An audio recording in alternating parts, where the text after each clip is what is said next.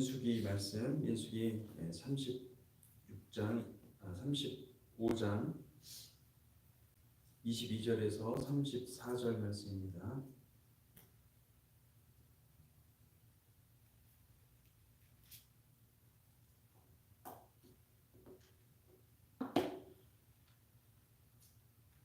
민수기 35장 22절에서 34절 말씀 함께 교독하겠습니다. 악의가 없이 우연히 사람을 밀치거나 기회를 엿봄이 없이 무엇을 던지거나 보지 못하고 사람을 죽일 만한 돈을 던져서 죽였을 때에 이는 악의도 없고 해하려는 것도 아닌즉 회중이 친자와 피를 보복하는 자 간에 이 규례대로 판결하여 피를 보복하는 자의 손에서 살인자를 건져내어 그가 피하였던 도피성으로 돌려보낼 것이요 그는 거룩한 기름 부음을 받은 대제사장이 죽기까지 거기 거주할 것이니라. 그러나 살인자가 어느 때든지 그 피하였던 도피성 지경 밖에 나가면 피를 보복하는 자가 도피성 지경 밖에서 그 살인자를 만나 죽일지라도 피 흘린 죄가 없나니 이는 살인자가 대제사장이 죽기까지 그 도피성에 머물러야 할 것입니다. 대제사장이 죽은 후에는 그 살인자가 자기 소유의 땅으로 돌아갈 수 있느니라. 이는 너희 대대로 거주한 곳에서 판결하는 규례라.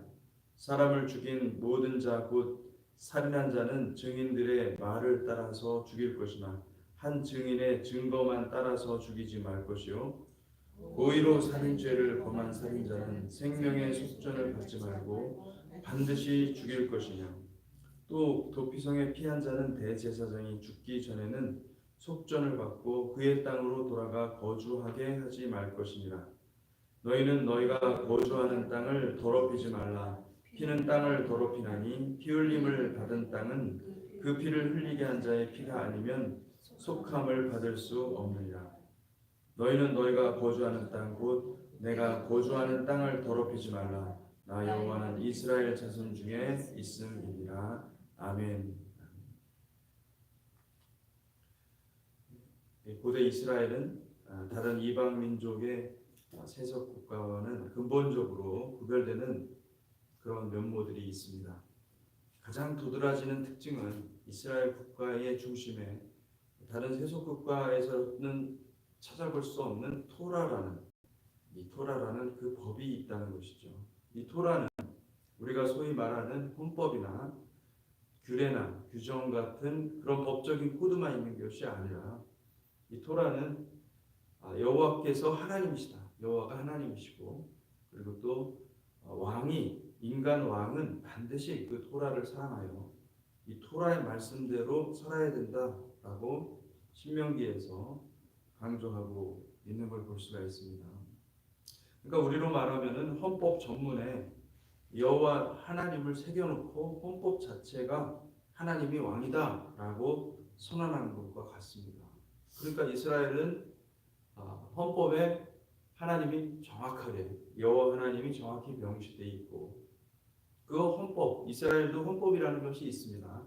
토라와 달리 이 헌법보다 더 중요하게 생각하는 것이 토라였던 것이죠. 게다가 이 토라의 가장 중요한 주제 중에 하나는 제사법이었습니다. 제의법. 이 제사, 이스라엘 나라는 단순히 이 다른 세속 국가와는 완전히 다른 열방의 모든 민족을 섬기는 제사장 국가임을 이 토라가 말해주고 있는 것이죠. 그 이스라엘 나라는 애시당초 장차 임할 세상, 올람하바, 종말에 임할 하나님의 나라에 온 땅을 다스릴 종말론적 제사장 국가였던 것입니다. 그 종말론적 제사장 국가의 면모 중에서 가장 독특한 것이 무엇이냐면 레위 지파입니다. 레위 지파라는 것이 존재하는 것이 너무나 놀라운 것이죠. 여러분 우리도 마찬가지죠. 우리에게는 육적인 이스라엘 나라가 있지만은 우리는 육적인 이스라엘 나라가 아닙니다. 우리는 다만 이스라엘 나라의 영적인 원리를 따르는 그리스도의 몸인 교회입니다. 실제로 이스라엘 나라는 아니지만은 장차 임할 참 이스라엘, 새 이스라엘을 잉태케 할 여인이 바로 교회입니다. 교회는 새 이스라엘을 낳을 것입니다. 믿습니까? 아멘. 그래서 장차 이 말, 그 메시아, 장차 오실 그 메시아를 기다리고, 그리고 그 메시아로 말미암아 새 이스라엘이 만들어질 것입니다. 우리는 그 새 이스라엘, 참 이스라엘을 기도하면서 하나님 만들어 주시옵소서 간구해야 될 줄로 믿습니다. 실제로 레위 지파가 우리에게는 없습니다. 그렇지만은 영적으로 볼 때 우리 자신을 레위인으로 봉헌할 수가 있는 것입니다. 우리는 그리스도의 몸된 교회로서 에하드가 되어서 온전히 연합할 때 우리는 영적으로 레위 지파가 될 수 있는 것입니다. 그런 점에서 이 교회의 연합은 사단이 가장 두려워하는 것이고, 사단이 정말로 교회가 연합하고 어린 양의 신부가 되고 어린 양의 피로 지속적으로 자신을 정결케 하게 될 경우에 사단은 정말로 두려워할 것입니다. 에하드는 레위라는 말을 히브리어로 보면은 이게 연합하다라는 것입니다. 하나가 되는 것입니다. 남편과 하나가 되는 말이 레위라는 말이죠. 그 레위는 남편과 하나 되는 것이니 신부가 신랑과 하나 되는 것이다. 창세기 29장 34절에 그가 또 임신하여 아들을 낳고 이르되 내가 그에게 새 아들을 낳았으니 내 남편이 지금부터 나와 연합하리로다 하고 그의 이름을 레위라 하였습니다. 여기서 나와 연합한다, 나와 하나가 될 것이다 라고 그의 이름을 레위라 하였다 라는 것을 볼 수가 있습니다. 레위 지파는 이 세상에 없지만 하나님 나라에 반드시 존재하고 하나님 나라가 반드시 추구해야 되는 삶의 목표를 우리에게 보여주는 것이죠. 레위 지파는요, 하나님이 공급하십니다. 하나님의 소유요, 하나님이 그들의 분기십니다. 그들은 세상 나라의 11조를 받아서 풍족한 삶을 누릴 것입니다. 레위 지파는 영적으로 보면 밀레니얼 킹덤의 왕 같은 제사장들이요, 하나님의 아들들입니다. 그러니까 레위 지파는 지금 현실에서는 모바일 제사장의 역할을 하는 것이죠. 그렇지만은 장차 킹덤이 임할 때 그들은 밀레니얼 킹덤의 왕 같은 제사장이 하나님의 아들들이 될 것입니다. 로마서 8장에 보면은 로마서 8장 18절에서 23절 생각하건대 현재의 고난은 장차 우리에게 나타날 영광과 비교할 수 없도다. 피조물이 고대하는 바는 하나님의 아들들이 나타나는 것이니 피조물이 허무한데 굴복하는 것은 자기 뜻이 아니오 오직 굴복하게 하시는 이로 말미암습니다. 그 바라는 것은 피조물도 썩어짐의 종노릇한 데서 해방되어 하나님의 자녀들의 영광의 자유에 이르는 것입니다. 피조물이 다 이제까지 함께 탄식하며 함께 고통을 겪고 있는 것을 우리가 아는가. 그뿐 아니라 또한 우리 곧 성령의 처음 익은 열매를 받은 우리까지도 속으로 탄식하며 양자될 것을 곧 우리 몸의 속량을 기다립니다.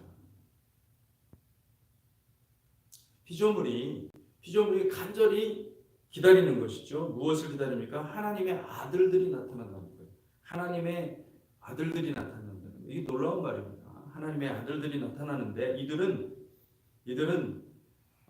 여기 신약 성경에 단 한 번 나오는 표현이 나오는데 하나님의 자녀들의 영광의 자유라는 말은 갈라디아에서도 나오지만은 이 영광의 자유라는 말은 이거는 이 로마서가 만들어낸 단어예요. 이 영광의 자유라는 말이 없습니다.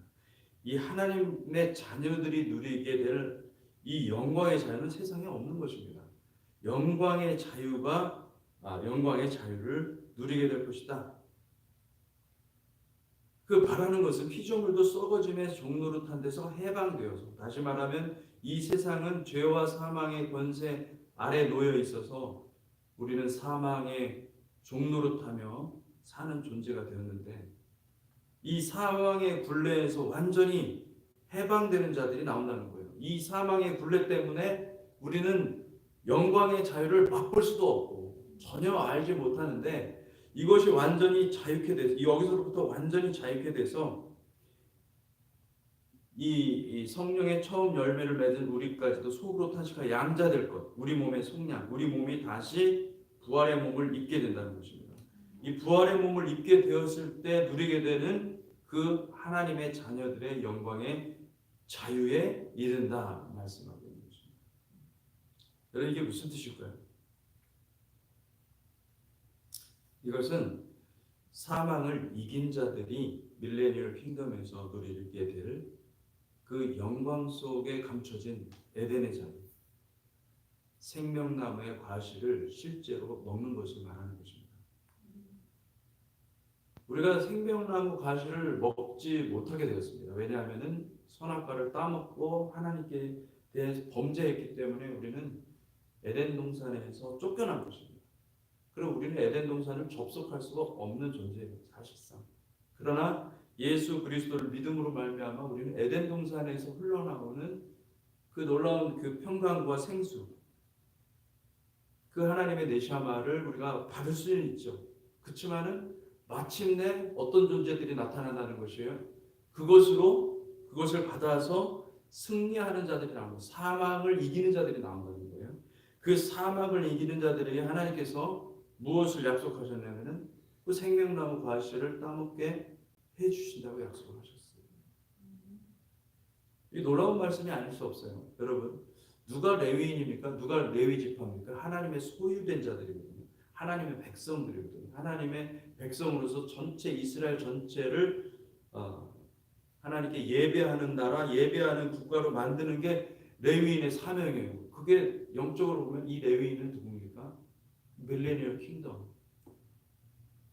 밀레니얼 킹덤 백성들입니다. 하나님 나라의 백성들입니다. 그러니까 하나님 나라의 백성들은 이 땅에 살면서 킹덤의 밭을 사는 사람들입니다.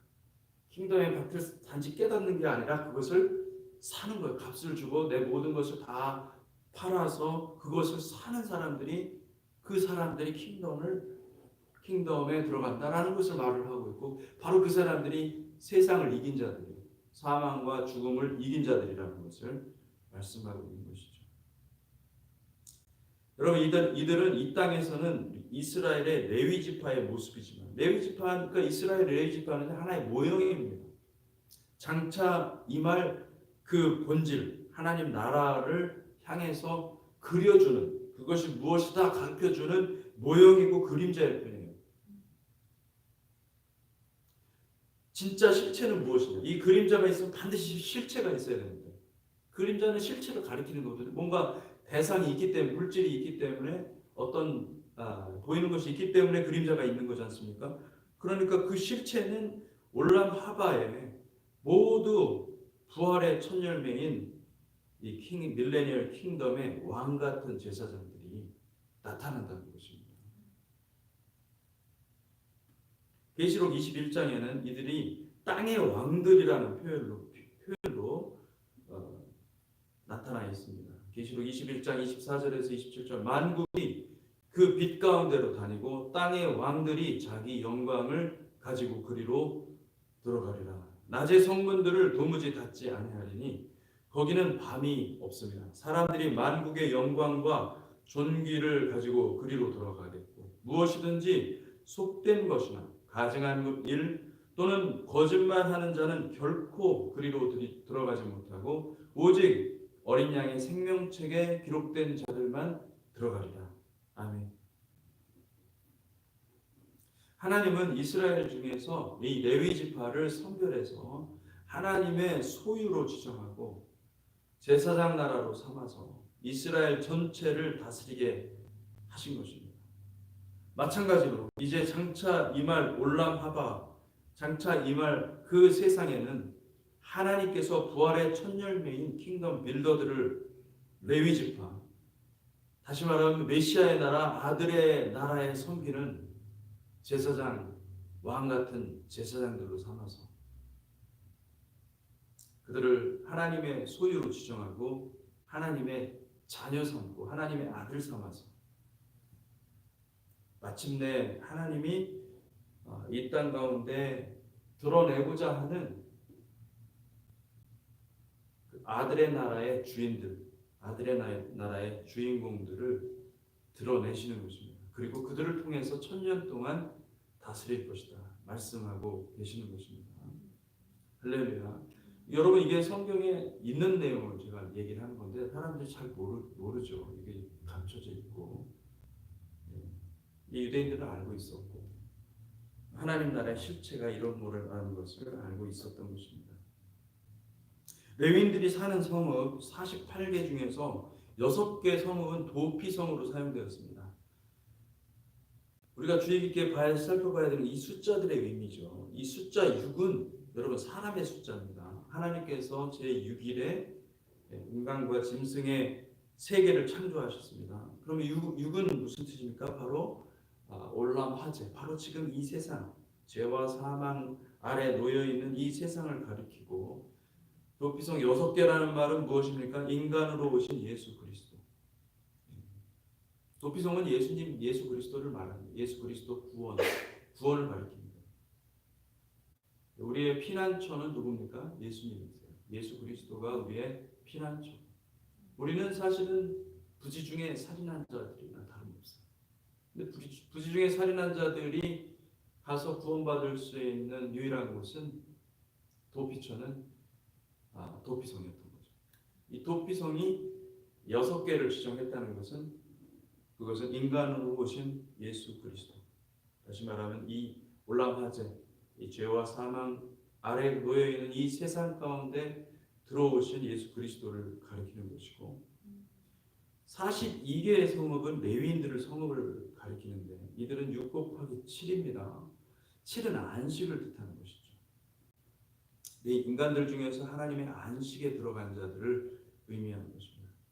6 곱하기 7은 인간들 중에서 하나님의 안식에 들어간 자들, 다시 말하면 안식은 하나님의 평화예요. 하나님의 승리입니다. 그래서 하나님의 안식에 들어간 자들, 다시 말하면 42개의 성읍은 이중 의미가 있습니다. 메시아가 이 땅에 오시기까지 하나님의 군대들이 진을 친 횟수가 42번이고, 그리고 마침내 하나님의 안식에 들어가는 그의 군대들도 결국은 안식 가운데 들어가기 때문에 그들도 42의 의미가 있는 것입니다. 그래서 그들은 모두 레위인의 성읍 하늘의 장막에 거하게 될 것입니다.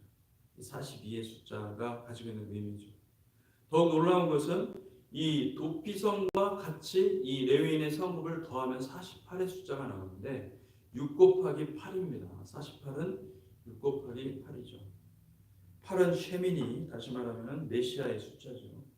메시아께서 인간 세상에 오셔서 이 모든 일을 완성하시는 하나님의 완전한 플랜을 가리키는 것을 볼 수가 있습니다. 35장 9절에서 12절, 여호와께서 또 모세에게 말씀하여 이르시되 이스라엘 자손에게 말하여 그들에게 이르라. 너희가 요단강을 건너 가나안 땅에 들어가거든 너희를 위하여 성읍을 도피성으로 정하여 부지 중에 살인한 자가 그리로 피하게 하라. 이는 너희가 복수할 자에게서 도피하는 성을 삼아 살인자가 회중 앞에 서서 판결을 받기까지 죽지 않게 하기 위함이니라. 여러분, 우리는 다 사실상 부지 중에, 다시 말하면 죄가 뭔지도 모른 채 죄를 지은 자들입니다. 죄의 삭은 사망인데 실은 우리는 이미 죄를 범한 죄인이요, 우리가 알지 못하고 살해를 한 살인자들입니다. 이 성경에 따르면, 이 민수기 35장에 따르면 살인자들은 반드시 죽어 마땅한 것입니다. 피해 보복을 하는 자들이 돌아다닌다는 거예요. 그들이 죽여도 상관하지 않는다. 근데 도피성에 들어가면은 안전하지만 도피성에서 바깥에 나오면 그건 죽는 거죠. 이게 지금 우리는 눈에 볼 수 없지만은, 여러분, 우리가 불순종의 사람으로서, 불순종하며 살아가는 사람들은요, 죽음의 영이 항상 우리를 추적하고 있다는 것을 기억해야 됩니다. 이 세상은 우리가 죽음의 영에서 피할 수가 없어요. 그 두려움의 영이고 죽음의 영은 결국은 우리를 두렵게 하고 우리를 아주 무기력하게 만들어 버리는 건데, 그 죽음의 영이 계속해서 우리를 쫓아다니는 한 우리는 결코 안전한 삶을 살 수가 없습니다. 근데 우리가 어디에서 안전할 수가 있느냐? 예수 안에 거할 때, 성령 안에 거할 때 우리가 안전함을 믿습니다. 아멘. 그 대제사장이 그와 함께 머물러야 한다 그러지 않습니까? 28절에 보면은 이는 살인자가 대제사장이 죽기까지 그 도피성에 머물러야 할 것입니다. 대제사장이 죽은 후에는 그 살인자가 자기 소유의 땅으로 돌아갈 수 있는 이러지 않습니까? 대제사장이 누굽니까? 예수 그리스도. 우리의 대제사장은 예수 그리스도.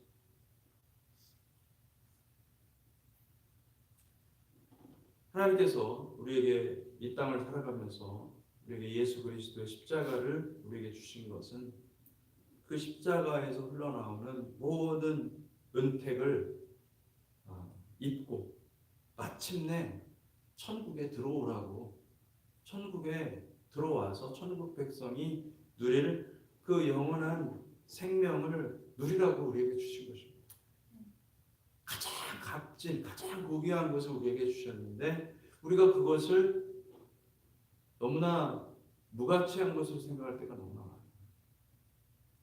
여러분, 예수 십자가를 내 생명의 중심에 두시기를 주님의 이름으로 축복합니다. 기도하겠습니다. 하나님 아버지, 주님께서 이렇게 레위 지파를 세우시고 또 레위인들을 두시고, 그리고 레위인들이 살 수 있도록 하나님께서 이 42개 성읍을 지정하시고 또 6개 도피성을 지정하여 주셔서 우리를 구원하시기로 작정하시고 그 구원의 플랜을 완성하여 주시니 감사합니다. 하나님, 주님의 생각과 주님의 뜻을 우리가 헤아리고 오직 주의 말씀으로 승리하는 거룩한 성도 삼아 주시기를 간절히 원합니다. 예수 그리스도 이름으로 기도했습니다. 아멘.